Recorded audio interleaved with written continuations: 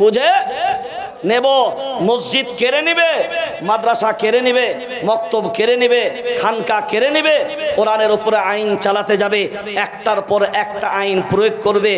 এক দেশ এক আইন এক ভোট, এই এক দেশ এক আইন আপনারা কি বুঝেছেন এটার মানে?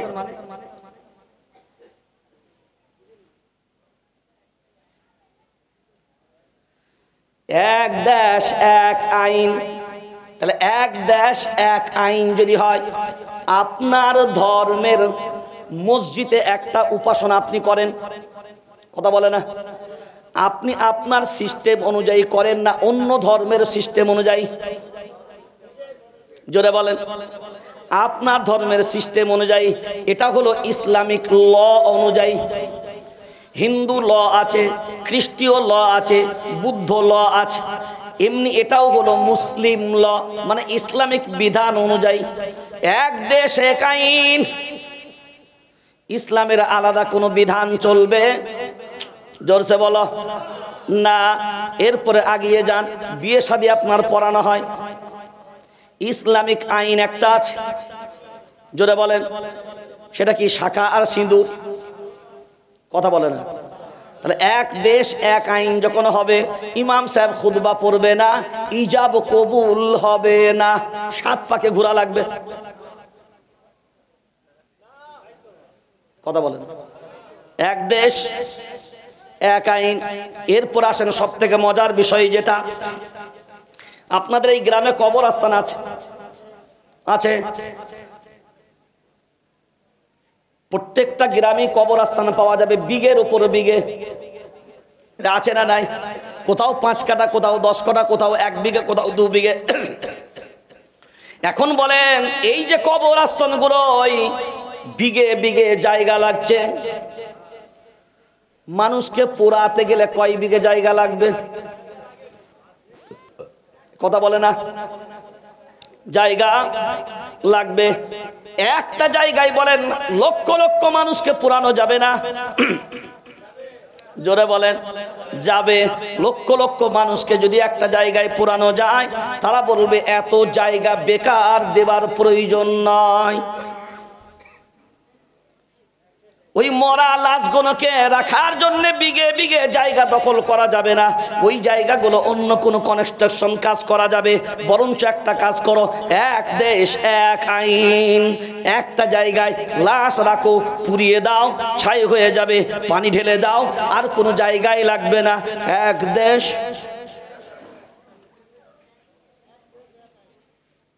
বুঝতে পেরেছেন না পারেন নাই? এরপরে আস্তে আস্তে বলবে না,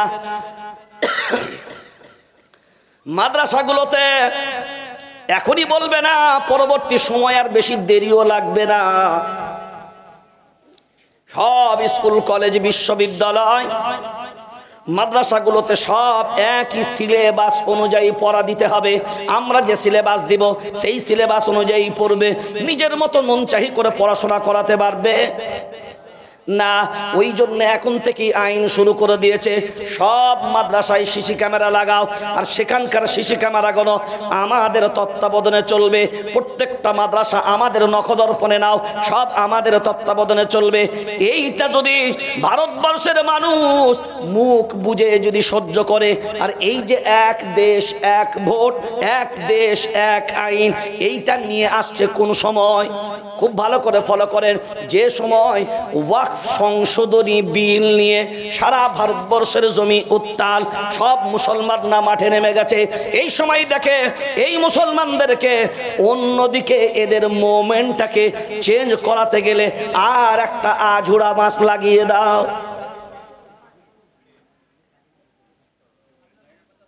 কথা বলেন। ওটা শেষ না হতে হতে মুসলমানদের মাইন্ডটাকে অন্যদিকে কনভার্ট করে দাও। এরপর মানুষ ওই ওয়াকফ অ্যামেন্ডমেন্ট বিল ভুলে গিয়ে এখন নিজের অস্তিত্ব বাঁচানোর জন্য এক দেশ এক আইন এর বিরুদ্ধে ময়দানে নেমে যায়। এবার আন্দোলনের ভাগগুলো যখন ভাগাবাটরা হবে, বকরা হবে, তখন শক্তি কম হবে না বেশি হবে? জোরে বলেন। এই চক্রান্তগুলো কি বুঝতে পারছেন না পারেননি? জোরে বলেন। তবে একটা জিনিস জেনে রেখে দেওয়া দরকার, খুব বিনয়ের সাথে বলছি, প্রত্যেকটা জিনিসের ধৈর্যের একটা শেষ সীমা আছে। কি বললাম? ধৈর্যের একটা শেষ সীমা আছে। আর কেউ যদি বলে কথা পরিস্থিতি ভালো নয়, পরিস্থিতি ভালো নয়,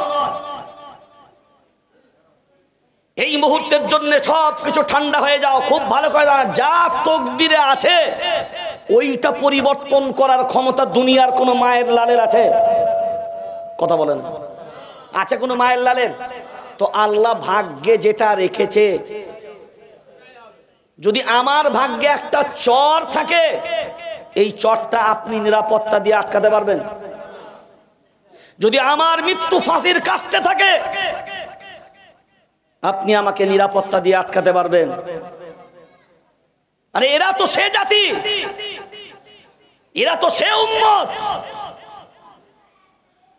আল্লাহ কোরআনুল কারীম 24 নম্বর পারা,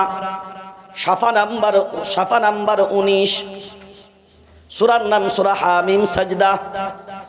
ইন্নাল্লাযীনা ক্বালু রাব্বুনাল্লাহ, বছর খানেক পূর্বের আল্লাহর গোলাম বাংলাদেশের একজন মানুষ, নামটা আমি নিলাম না, কারারক্ষী, তিনি বিবৃতি দিয়েছে ফাঁসির অর্ডার হয়ে গেছে, 3 ঘন্টা বাকি। কয় ঘন্টা বাকি? ফাঁসি লাগু হতে 3 ঘন্টা বাকি।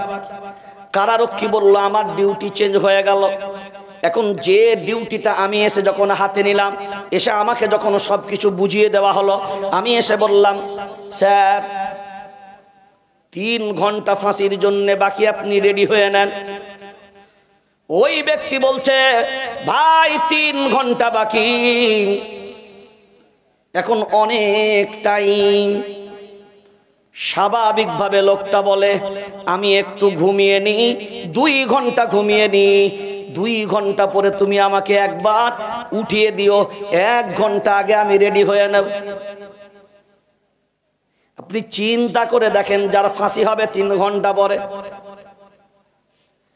সে বলছে 2 ঘন্টা ঘুমায়, 1 ঘন্টা পূর্বে আমি রেডি হয়ে যাব, 3 ঘন্টা পরে ফাঁসি হবে। এখন বলেন এই ব্যক্তির কি করে ঘুম আসতে পারে? জানো মনে হচ্ছে আল্লাহর গোলাম। আল্লাহ কোরআনুল কারীম যেভাবে আল্লাহ সুন্দরভাবে সাজিয়েছেন, ইন্নাল্লাযীনা ক্বালু রাব্বুনাল্লাহ, নিশ্চয়ই যারা রবকে রব বলে মেনে নিয়েছে, যারা বলেছে আল্লাহ আমাদের রব, রব বলে মেনে নিয়েছে তা নয়, যারা তার উপরে অটল অবিচল থেকেছে। আল্লাহকে তো আল্লাহ সবাই বলি, আল্লাহকে আল্লাহ সবাই বলি, কিন্তু আল্লাহর প্রতি যারা আল্লাহ মেনে নিয়ে অবিচল ভাবে যারা দাঁড়িয়ে গেছেন আল্লাহর গোলাম, ইন্নাল্লাযীনা ক্বালু রাব্বুনাল্লাহ সুম্মা ইসতাকামু তাতানাজ্জাল, ঠিক যেন মনে হলো ওই ব্যক্তির কানে কানে কেউ জানে এসে বলছে তোর টেনশন নাই, 3 ঘন্টা পরে ফাঁসি। ও বলে 2 ঘন্টা ঘুমাবো, 1 ঘন্টার মধ্যে রেডি হয়ে যাব। একবার নয় 1000 বার দিলকে জিজ্ঞাসা করেন, 3 ঘন্টা পরে যার মৃত্যু নিশ্চিত হবে, এই ব্যক্তি কি আরামের ঘুম ঘুমাতে পারে? ঘুমাতে পারে তারা, টেনশন মুক্ত হবে যারা, টেনশন পাবে না কারা? আল্লাহ বলছেন আমি যাদের বলে দেবো শুধুমাত্র তারা, সুম্মাস্তাকামু তাতানাজ্জাল আলাইহিমুল মালাইকা আল্লা তাখাফু ওয়ালা তাহজানু। আল্লাহু আকবার বলেন। যেন মনে হলো আল্লাহ এই আয়াতটা ব্যক্তির জন্যই নাজিল করেছে, তার কানে কানে যেন আল্লাহর ফেরেশতা নাজিল হয়ে বলল আল্লাহ তাখাফু ওয়ালা তাহজানু। কানে কানে যেন এই কথাই ফেরেশতা হয়তো বলে দিয়েছে, টেনশন তোমার নাই, চিন্তা তোমার নাই, তুমি 2 ঘন্টা ঘুমাতে চাইলেও আরাম করে ঘুমাও।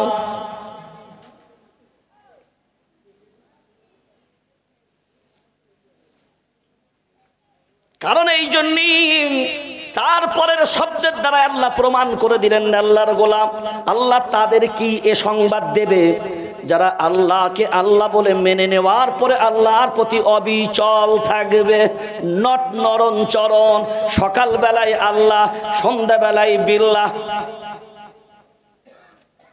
এদের জন্য না, চিন্তা করে দেখেন কারারক্ষী বিবৃতি দিয়েছেন, ও বলতে দেরি, যেমনি শুলো অমনি ঘুমিয়েও গেল।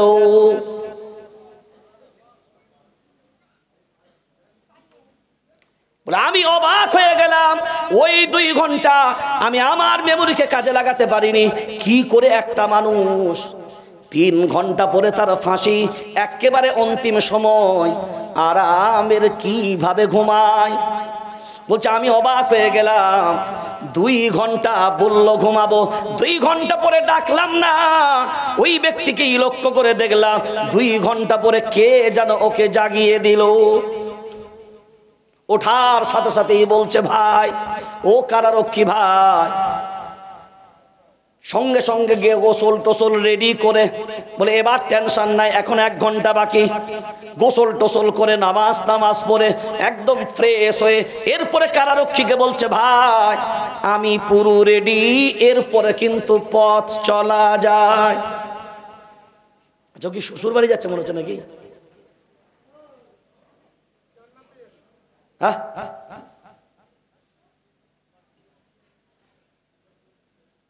কেউ যেন ওকে ঘুম থেকে তুলিয়ে দিয়ে বলল আবশিরু বিল জান্নাতিল্লাতী কুনতুম তুআদুন। আল্লাহু আকবার বলেন।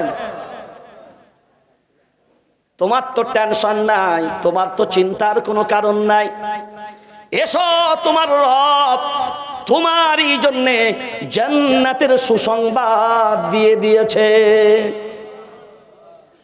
কারারক্ষী বলে আমার যেন মনে হলো ও যখন ঘুমাচ্ছিল আল্লাহর ফেরেশতা বুঝি আসিয়ার মতো জান্নাতের চিত্রগুলো ওর সামনে তুলে ধরেছিল। কারণ এই দৃশ্য যদি ও না দেখতো, ঘুম থেকে ওঠার পরেই এত সুন্দরভাবে সেজে গুজে, ও তো শ্বশুর বাড়ি যাবে না, জামাই আদরের মতন সাজবে না, ও ফাঁসির কাস্টে যাবার জন্য প্রস্তুতি নিয়ে নিজের থেকে এগিয়ে যায়। হ্যান্ডকাপ পরানোরও কোনো দরকার নাই, নিজে নিজে এগিয়ে যাচ্ছে। এবার বুঝে নিতে হবে ঈমানটা তার কোন জায়গায়। আল্লাহকে আল্লাহ বলে মেনে নিয়েছে রে ভাই, তারপরেও জালিম বেঈমানদের সামনে মাথা নত করে নাই। বর্বতা একদিন ওয়াদারাবাল্লাহু মাতালাল লিল্লাযিনা আমানু মারআত ফিরআউন ইয ক্বালাত রাব্বি ইবনি লি ইনদাকা বাইতান ফিল জান্নাহ। ফিরাউনের স্ত্রী আসিয়া ওই দিনকে যে দোয়া করেছিল আল্লাহর গোলাম, ইয ক্বালাত রাব্বি ইবনি লি ইনদাকা বাইতান, আল্লাহ আপনার কাছে আমি আসিয়া আমার জন্য একটা জান্নাতের ঘর বানিয়ে দেন। ফিরাউনের জুলুম তার কানে আসেনি, ফিরাউনের অত্যাচার তাকে নিরাশ করতে পারেনি, কারণ অত জুলুম জালিমের জুলুমের মাঝখানেও আসিয়ার উপরে যখন একটার পর একটা প্রেক নিক্ষেপ করেছে, মারা শুরু করেছে আল্লাহর গোলাম, ওই একটা কথা ইয ক্বালাত রাব্বি ইবনি লি ইনদাকা বাইতান, ইনদাকা, ইনদা শব্দ ব্যবহার করেছে, ইনদা মানে কাছে, সাথে। আয় আল্লাহ ইনদাকা বাইতান ফিল জান্নাহ, ফিল জান্নাহ মানে জান্নাতে, ফা দ্বারা এই উন্তস্তয় একার ব্যবহার করেছে।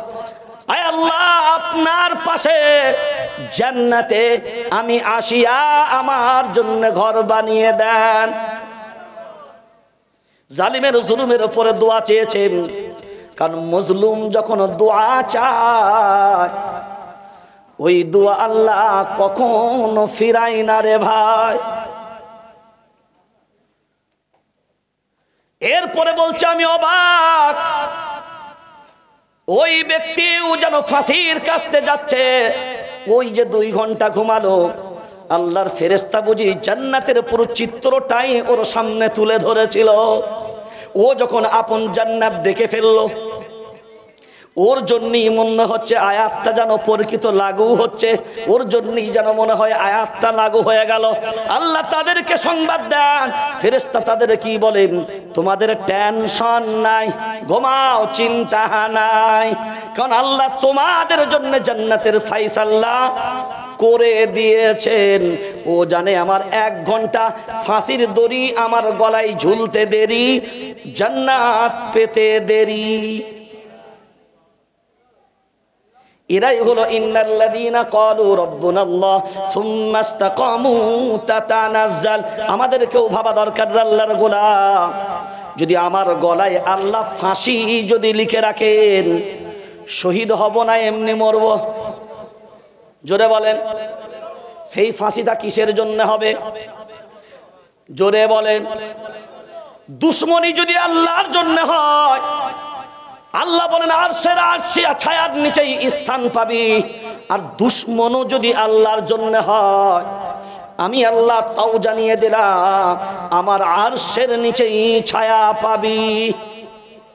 দুশ্মনটাও হবে কার জন্যে? জোরে বলেন। বন্ধুত্বও হবে কার জন্যে? না অন্য কারোর জন্যে? জোরে বলেন। আল্লাহর জন্যে। কারণ আল্লাহ নিজে বলেছেন, শুনে রেখে দাও, টেনশন তোমাদের নাই, ইমানওয়ালা হবে যারা, টেনশন নেবার কোনো প্রয়োজন নেই, চিন্তার কোনো করণ নেই। আর ভাগ্য তোমার, তুমি লিখো না ভাগ্য, ভাগ্য তো আমি আল্লাহ লিখি। ভাগ্য পরিবর্তনের জন্যে সকালবেলায় 11টার সময় খালামা বুঝতে পারেনি তার ভাগ্য পরিবর্তন হবে, তার রান্না করা খাবার তার বাড়ির লোক খাবে না, বাংলাদেশের জনগণ খাবে।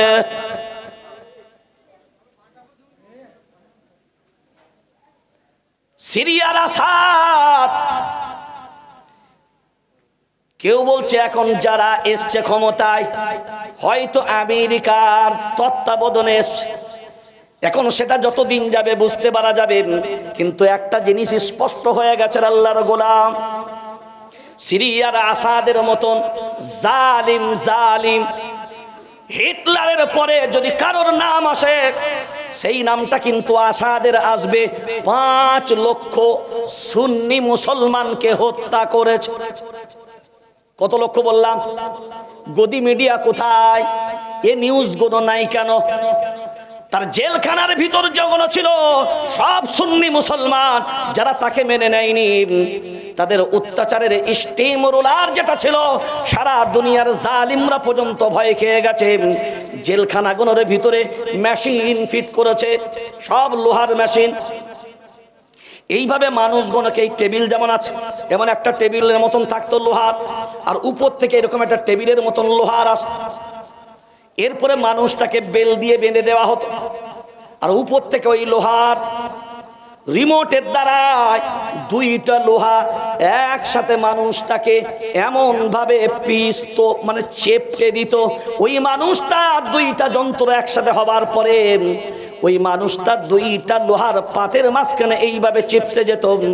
তারপরে যখন একটা উপরের লোহা সরানো হতো, ওই মানুষটাকে রোল করে, কারণ তখন যেটা থাকতো একটা কাগজের রোল, আর মানুষ না, রক্তগ্রস্ত যা ছিল সব ওই চ্যাপ্টারের মাঝখানে নিঃশেষ হয়ে যেত। এইভাবে তথ্য প্রমাণগুলো লোপাট করেছে।